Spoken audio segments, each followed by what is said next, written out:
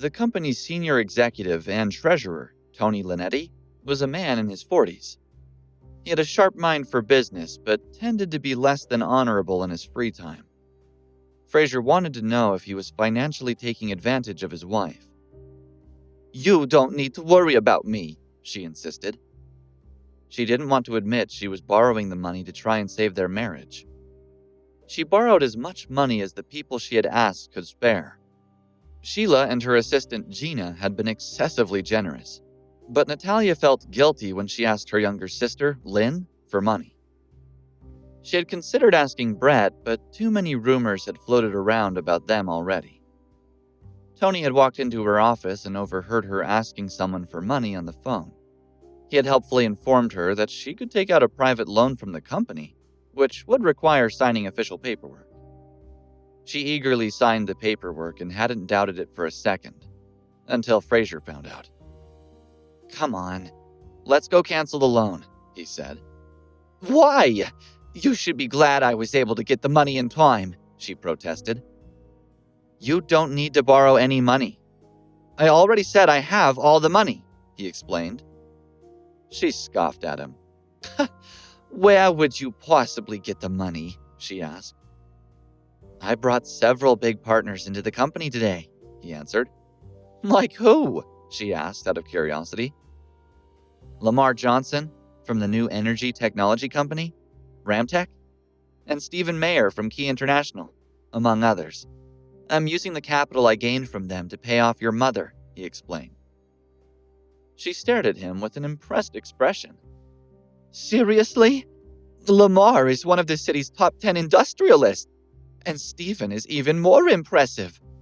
They gave you that much money? How? Why?" she asked. She was confused. She had no idea her husband had such connections. He was only a security guard at the company. Frasier pulled 2 business cards out of his pocket. "You can call and check for yourself," he offered. She accepted and called each number. Each man enthusiastically expressed how much they looked forward to their new partnership with Frandotech. After hanging up with Stephen, she stared at her phone, feeling flabbergasted. How did he convince these 2 huge companies to work with Frandotech? She wondered. "How did you do it?" she asked him. Now that she had outside confirmation of what her husband had accomplished, her respect for him grew. "If you want to know, go cancel the loan before Tony goes home," he replied. Now that she no longer needed to borrow money from so many people, a weight had been lifted from her shoulders. When she rushed back into the building, some of her staff were still milling about how she had left so early. Frasier trailed behind her, keeping his head ducked. Technically, nobody in the building should recognize him, because no one paid attention to the security guards, and he was out of uniform, but he didn't want to take any chances. When Natalia reached up to knock on Tony's office door, Frasier grabbed her wrist to stop her. "1 second," he whispered. He leaned forward and pressed his ear against the door, frowning at whatever he heard on the other side. He abruptly shoved the door open, letting it smack loudly against the adjacent wall. In front of Tony, sitting in his office chair, was a tall, slender woman who was only dressed in lingerie. Her other clothes were scattered on the floor around them. Any doubt about what they were up to was removed by the compromising position she was in, with one hand resting on his thigh. At the sudden entrance, she shrieked and curled into a ball. She snatched the clothes nearest to her and held them against her body. Tony jumped up from his seat and jabbed his finger at Frasier. "Who do you think you are, bursting into my office without knocking?" Tony yelled. He stepped in front of the woman so she could get dressed. "What department are you from? Whoever you are, consider yourself fired," Tony said to Frasier. Natalia stepped into the office. She had been out of his line of sight in the hallway. "He belongs to our department," she answered. Despite her red face, she stood straight and spoke confidently. Natalia looked at the woman awkwardly standing to the side, avoiding eye contact with everyone. In a gentle voice, Natalia said, "Melissa, this meeting doesn't involve you. You can go." Melissa gathered her bag and shoes and rushed out of the office. As she passed Natalia, she whispered, "Thank you." Only Frasier, Tony, and Natalia were left in the room. Tony crossed his arms and sighed. "Oh, you showed up without warning. How about we—" Natalia cut him off. "Did you already transfer me the money?" she asked. Tony began walking toward his desk. "I'll do it right now," he said. "No need. I'm here to cancel the contract," she explained. "I just need us to shred both copies." His expression went blank. He had put a lot of careful planning into getting the upper hand on her. He had never planned to give her the money and left the time frame vague in the contract. However, he made sure to put plenty of excessive demands in the fine print. Suddenly cognizant of the witness, he glanced at Frasier. "Don't you think it would be more appropriate if we had this discussion in private? This isn't exactly a public matter," Tony said. Natalia wanted to disagree, but she couldn't think of a reason for him to be there. "It's fine. I'll go stand outside," Frasier replied. He just wanted Tony to cancel the contract as soon as possible. He stepped out, looking back to give Natalia a reassuring look before closing the door.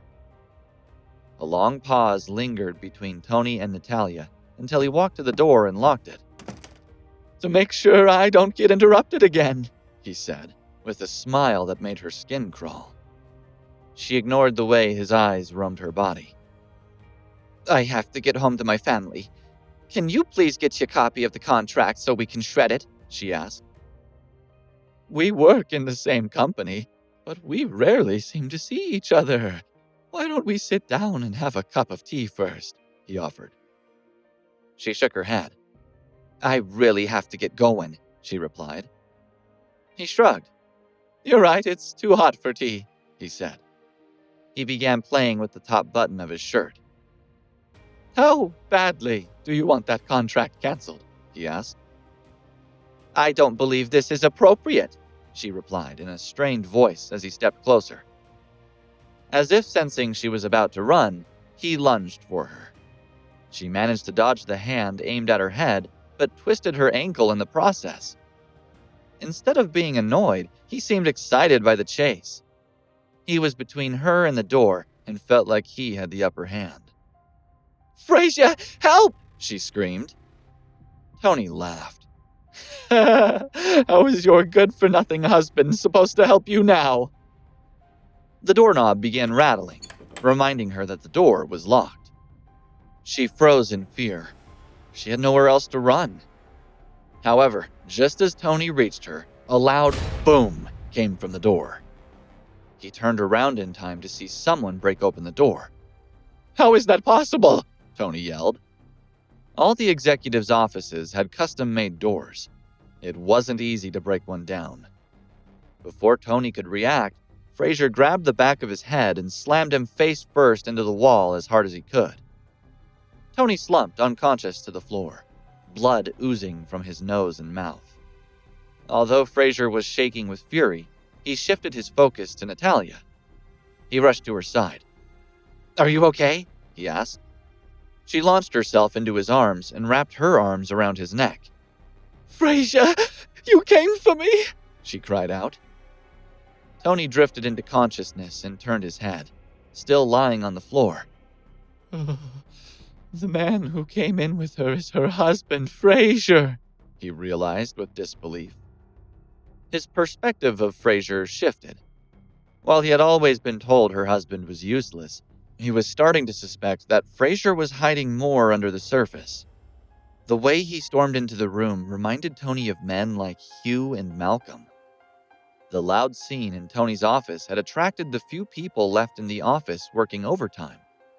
They froze in the doorway, unable to understand what had happened. The closest woman asked Natalia what was going on. Natalia wiped away her tears. "Nothing. It's over now. Just call the police. Tony is now fired. Also, someone should inform Melissa that she can take the day off tomorrow." The staff did as she said. It didn't take a rocket scientist to put together the puzzle pieces and figure out who the man holding Natalia was, why she was crying, and what Tony and Melissa could have possibly done to get him fired. It took an hour and a half for the police officers to complete their investigation. The police officer considered taking Frazier into the station, but to his surprise, Tony insisted the incident was entirely his own fault. Something about Frazier bursting through the door and the deadly glare he gave him had convinced Tony that he didn't want to find out what else Frazier was capable of. Natalia grabbed Frazier's arm and leaned on him. I don't think I can walk anymore, she whispered. Only then did he remember that she had twisted her ankle. I'll carry you, he said.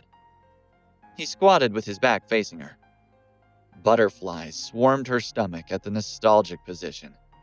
In college, he had insisted on carrying her on his back everywhere. Sometimes, she would joke that she didn't need to buy a car. Once they were married, he could just carry her everywhere. She never guessed that after 3 years of marriage, she wouldn't let him touch her, much less carry her. He didn't know the turmoil inside of her. I'll carry you downstairs and we'll take a taxi back home, he said. She complied, wrapping her arms and legs around him. Frasier, she said, resting her head on his shoulder. Yeah? Don't let go of me, she said. Don't put me down. He froze. He had spent the past 3 years under the firm impression that his wife was disgusted by him. His lack of response made her tense up. You don't have to do this if you don't want to, she said. I want to, he said firmly. He couldn't fathom a world where he wouldn't want to hold his wife. If it made her happy, he would carry her to the moon and back without complaining. Before heading home, Frazier and Natalia went to a clinic so she could have her ankle checked. Frazier carried her the whole time, except when she had her own seat in the waiting room or needed to sit on the doctor's examination table. They didn't care about the strange looks they received from other people. The couple lightly chatted the entire time. The awkwardness that had filled their every interaction for years had melted away. When they finally got home, it was almost 10 o'clock at night. All right, you can put me down now, Natalia said in a resigned tone. Don't be silly, Frazier replied, as he fished his keys out of his pocket.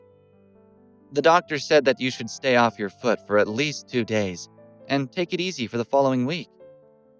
I'll be okay, she insisted. He ignored her and opened the door. As he walked into the living room, he overheard Dorothy on the phone. It's such a pity that you didn't come over last night.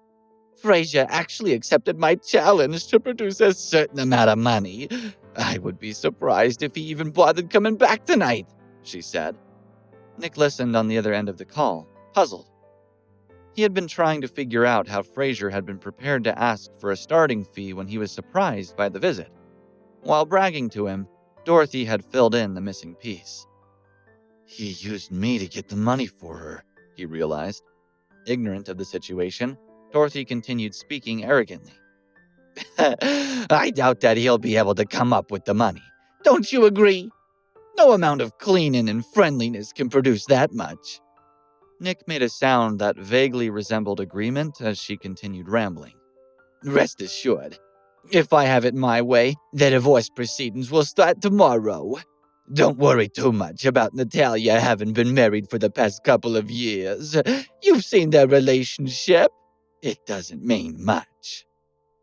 Sure, he replied, becoming distracted. I have something to do tomorrow, so let's not worry about that for now. Have a nice night. He hung up before she could respond. The fact that Frazier had finessed him out of such a large sum made him feel infuriated and humiliated. Dorothy's plan wouldn't have been half bad if it weren't for Nick handing the money over to Frazier. He couldn't tell her what had happened without embarrassing himself further. Dorothy turned around and saw Frazier. You actually had the audacity to come back. Do you have the money? She asked. She was certain he wouldn't have the money. Mom, why are you so concerned about money? Natalia asked. Dorothy looked up and realized that her daughter was on Frasier's back. "Why is he carrying you?" Dorothy asked. "I sprained my ankle," Natalia answered. "Were you being careless? Let me see it," Dorothy said. "It was an accident," Frasier explained. Frasier gently placed Natalia on the couch and helped her take off her sock. She had put her shoes in her purse, unable to comfortably wear one over her swollen foot. Dorothy gasped at the sight of Natalia's wrapped foot and ankle. "What did you do to her?" Dorothy shrieked, pointing a finger at Frasier. "You did this to get back at her for getting a divorce, didn't you? You're a vengeful rat and wanted to go back on your word." Houstus and James walked into the room, drawn by Dorothy's yelling, and noticed Natalia's injury. Houstus snorted before saying, "That sounds like something he would do. He would hurt other people to make up for what he lacks." "We already explained it was an accident," Natalia complained. "It had nothing to do with Frasier.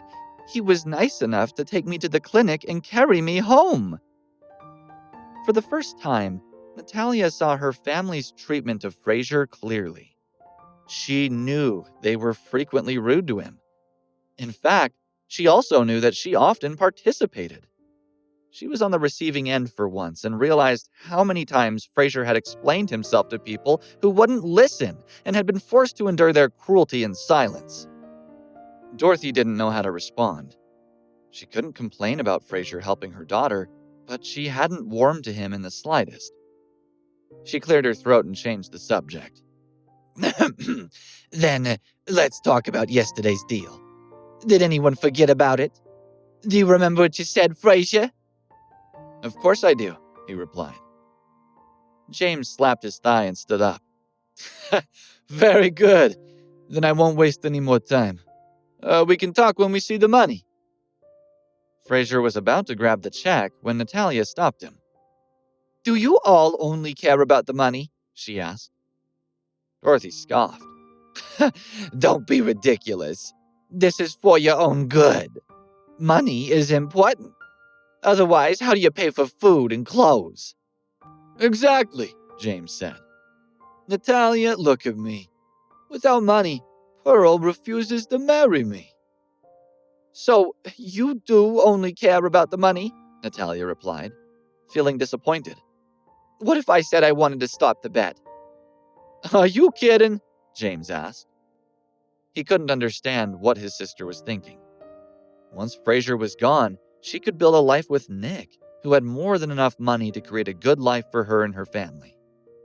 "You can't do that," James insisted. "Frasier put his word on it yesterday. He wouldn't be a man if he went back on his word." Dorothy stepped forward. "Besides, we're doing this for you.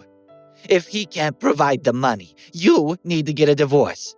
He needs to stop wasting our time." Natalia looked around the room silently before letting out a long sigh.